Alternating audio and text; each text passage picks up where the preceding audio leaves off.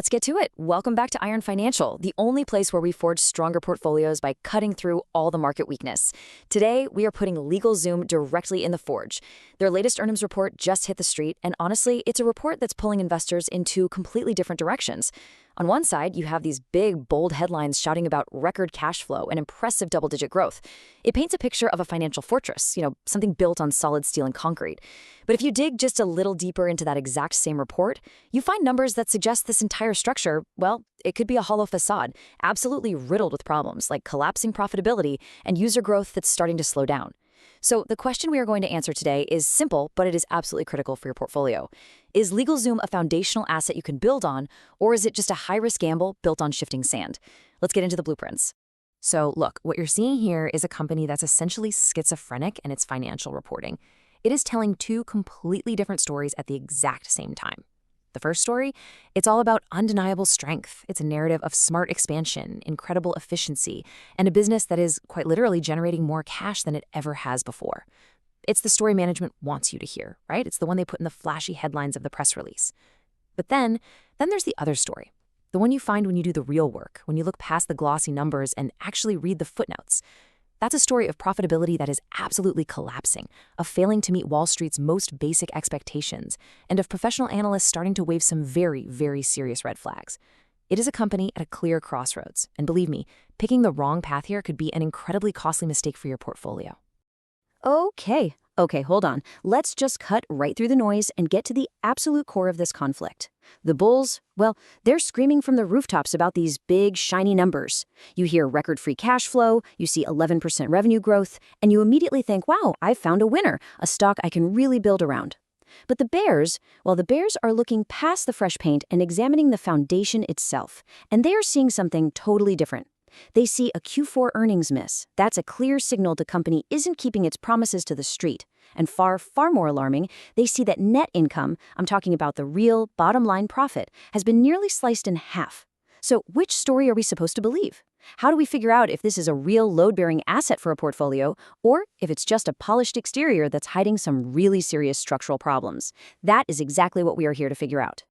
All right, that's a fair point. Before we start swinging the sledgehammer, we have to understand the structure we're actually dealing with. And to do that, we need to focus on the load-bearing numbers, the steel beams and the concrete columns that are holding this whole thing up. So we are going to lay out piece by piece the arguments for why an investor would look at LegalZoom and see a rock-solid opportunity. We're talking about real top-line growth, serious operational efficiency, and the kind of financial stability that should let a CFO sleep like a baby at night. These are the core metrics, the heavy steel that forms the bull case. First things first, let's talk about the engine, the top-line growth. The company brought in $756 million in revenue for the full year. Now, that's a big number on its own, but here's the part that really matters. That's up 11% from the year before. Look, in an economy like this, with all the uncertainty floating around, double-digit revenue growth is nothing to sneeze at. It's a powerful signal that you've got a healthy, expanding business.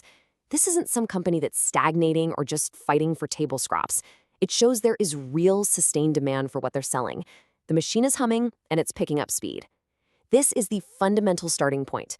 More money is coming in the door than ever before. Okay, now this right here is arguably the most powerful number in this entire report, free cash flow. It hit a company record of $147.9 million. And get this, that is a staggering 48% increase from the previous year. Now, for those of us who are serious about building a strong portfolio, free cash flow is the absolute lifeblood of a company. It's the actual cash left over after you've paid all the bills and invested back into the business. Forget accounting magic. This is cold, hard cash hitting the bank account. This shows a company that isn't just growing its sales, it's getting dramatically more efficient at turning those sales into hard currency. And what can you do with cash? Anything you want. You can buy back stock, you can acquire competitors, or you can just sit on it and weather any economic storm without ever having to take on a penny of debt.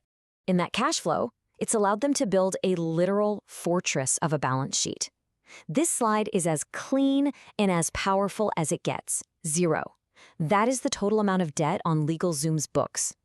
In an economic environment where interest rates are volatile and uncertainty is the new normal, this is a massive, massive strategic advantage. Think about it. They don't have any creditors breathing down their neck. They aren't burning through millions of dollars in precious cash just to make interest payments. No.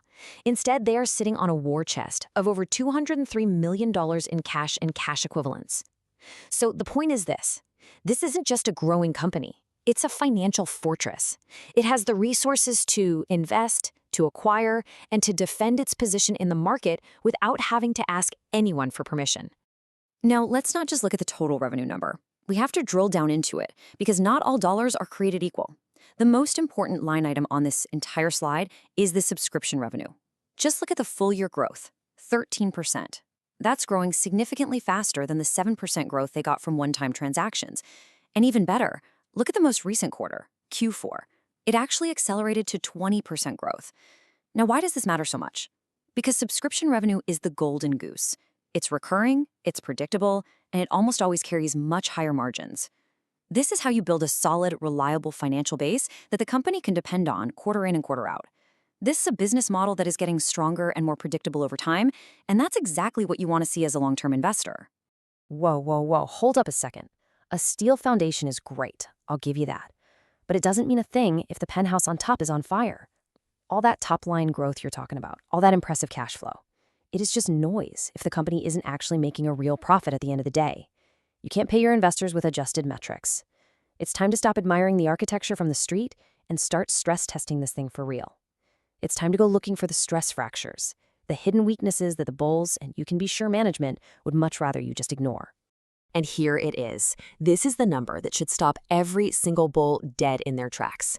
While revenue was growing by a respectable 11%, their full-year net income, I'm talking the bottom line, GAAP-approved, no excuses allowed profit, collapsed by 49%. It went from nearly $30 million all the way down to just over $15 million. So let me ask the fundamental question here. How does a business sell 11% more stuff, yet end up with half the profit? It means the foundation is rotting from the inside out. Either their costs are spiraling completely out of control, or their profit margins are being absolutely crushed. Are they just dumping money into marketing that isn't working anymore? Are their day-to-day operating costs ballooning without any discipline? Whatever the reason, this isn't a small dip. It is a catastrophic plunge in profitability. This is the single biggest stress fracture in the entire bull thesis, and it's threatening the integrity of the whole structure. And it's not just an internal problem. Wall Street is definitely noticing. The company came out with earnings of 17 cents per share for the fourth quarter. The problem? The analysts, the people who cover this stock for a living, they were expecting 18 cents. They missed the mark. And don't tell me, oh, it's just a penny.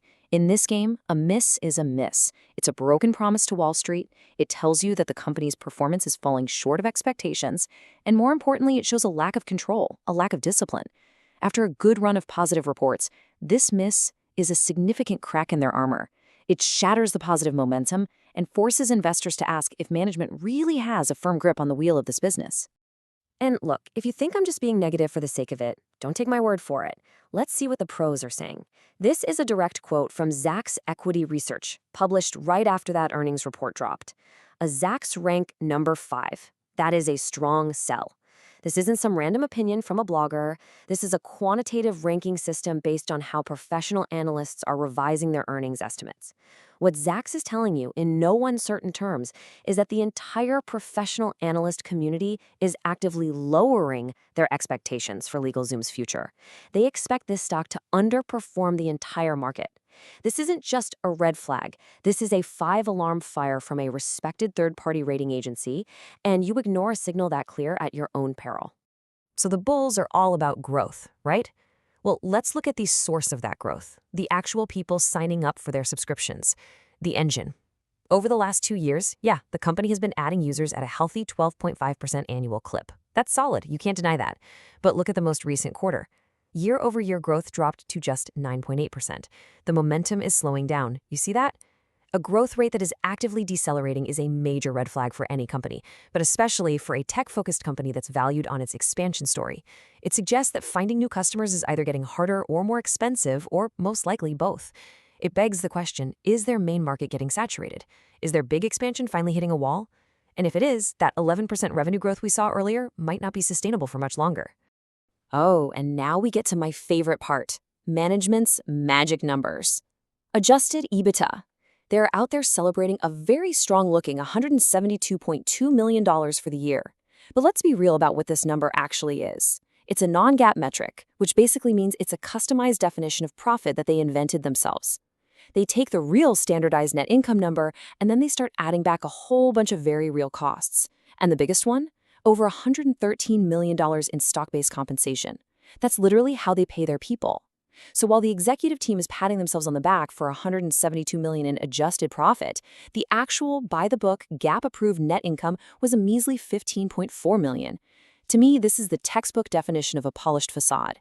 It's putting a nice-looking poster over a giant hole in the wall, just hoping that investors don't tap on it and see how hollow it really is.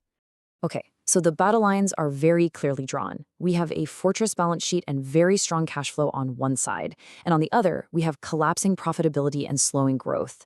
So where do we possibly go from here? Right now, the most important piece of evidence we can look at is management's own forecast. This is the official blueprint they've given to investors for 2026. This isn't our speculation, this is their guidance. So let's examine what they believe they can build in the year ahead. All right, so here's their plan. The crucial point in their guidance is continued steady growth. They are projecting full-year revenue to land somewhere between $805 and $825 million, which is about 8% growth at the midpoint. Now, yes, that's slower than last year's 11%, but it's still solid, respectable growth. More importantly, they expect their favorite profitability metric, adjusted EBITDA, to grow by 13%. This guidance is management's promise to the market. They're effectively saying, we see the issues, but we have a plan for steady revenue growth and expanding margins. This projects confidence, and most importantly, it gives us a clear benchmark that we can use to measure their performance all year long. Yeah, that all sounds fine and dandy for the full-year picture, the long-range forecast, but, a lot can happen in 12 months. Anyone can promise a sunny day in December. The real test is what's happening right now, today. And if you actually dig into the details of their guidance, not the big headline number for the full year, but the specific forecast for the very next quarter, you find something that casts a very dark shadow over that entire optimistic annual forecast. And there you have it. For the first quarter of 2026, the quarter that's happening right now, they're guiding for their own special adjusted EBITDA metric to decrease by 5% year over year. Management can try to explain it away and claim it's due to the timing of their marketing spend, but at the end of the day, the numbers are the numbers. They're starting the year by going backward on profitability. Now, to meet that full-year growth target of 13%, they have to perform some incredibly heavy lifting in the last 3 quarters of the year. This weak start puts their entire annual promise in serious jeopardy, and it strongly suggests to me that the profitability problems we've identified are far from over. All right, we have laid out the bull case built on a strong foundation of cash and growth. And we've stress-tested it with the bear case, which has revealed some very serious cracks in profitability and overall market sentiment. All the arguments are on the table, so now it is time for the iron financial verdict. We're going to weigh all the evidence, we're going to cut through the noise, and we're going to deliver a final, actionable conclusion on whether LegalZoom deserves a place in a strong portfolio today. Okay, let's put it all side by side one last time. The foundation is undeniable. You have a business that is generating a record $148 million in free cash flow. It's got a fortress balance sheet with over $200 million in cash and absolutely zero debt. And its most valuable and important revenue stream, subscriptions, is still growing at a healthy 13% clip. But the cracks are just as real, and they go deep. You have a nearly 50% collapse in actual GAAP-approved profit. They are actively failing to meet Wall Street's expectations, as we saw with that Q4 EPS miss. And the sentiment from the professionals is overwhelmingly negative, and it's all summed up perfectly by that Zacks Strong Sell rating. So the core conflict is this. You have a cash-generating machine that has a severe and apparently worsening profitability problem. So, what's our verdict? Here it is. LegalZoom is a cash-generating machine with a severe profitability problem. And in our view, the cracks currently outweigh the strength of the foundation. That 49% drop in net income is not a minor issue. It is a fundamental breakdown in the business model's ability to translate growth into actual shareholder value. The negative market sentiment and that weak Q1 guidance just confirm that these problems are immediate and they are deeply concerning. Therefore, our verdict is to avoid this stock. We are staying on the sidelines. The risk of further downside is simply too high until management proves, not promises, but proves that they can repair this foundation and get net income growing in the same direction as revenue. So, we're staying on the sidelines for now, holding off until we see actual proof of repair. But I'll leave you with one last thought. the one wild card here that could potentially change this entire equation. In the earnings call, the CEO said, and I'm quoting here, AI is transforming how legal work starts, which is opening up new markets. He's betting the company's entire future on it. So the ultimate billion-dollar question is this. Can artificial intelligence be the industrial-grade tool that actually repairs these foundational cracks? Can automation and new technology drive down their spiraling costs fast enough to fix this catastrophic profitability problem? Can it re-accelerate that user growth that's starting to slow down? Or is AI just the latest buzzword they're using to distract you while the whole thing crumbles? The answer to that question will determine if LegalZoom can ever become the financial fortress it claims to be, or if it's destined to remain a high-risk gamble. That's the analysis you need to be doing. Join us next time on Iron Financial, where we continue to forge stronger portfolios by cutting through the market weakness. Quick disclaimer, everything I share is for entertainment and informational purposes only. I'm not a financial advisor, so please do your own research or talk to a professional before making any moves with your money.